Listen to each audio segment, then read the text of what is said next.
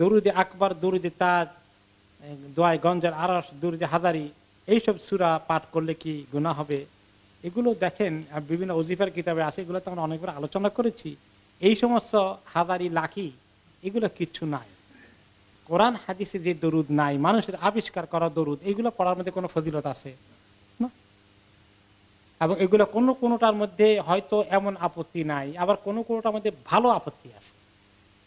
দেখি দরুদে কি জানি একটা হাজারি না কোনটা, দরুদে তাজ, দরুদে তাজের মধ্যে নবী করিম সাল্লাল্লাহু আলাইহি ওয়াসাল্লামের কাছে ওনার দরুদ পড়তে গিয়ে ওনার প্রশংসা করতে বলতেছে, দাফেউল বালায়া, হে নবী আপনি তো বলা মুসিবত দূরকারী।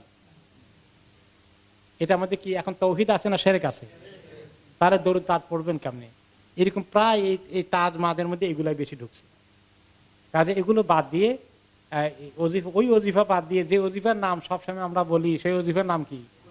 হিসনুল মুসলিম। আর সূরা পড়বেন কোরআন থেকে সরাসরি। আর দোয়া, জিকির, এগুলো কোত্থেকে পড়বেন? হিসনুল মুসলিম। বাস।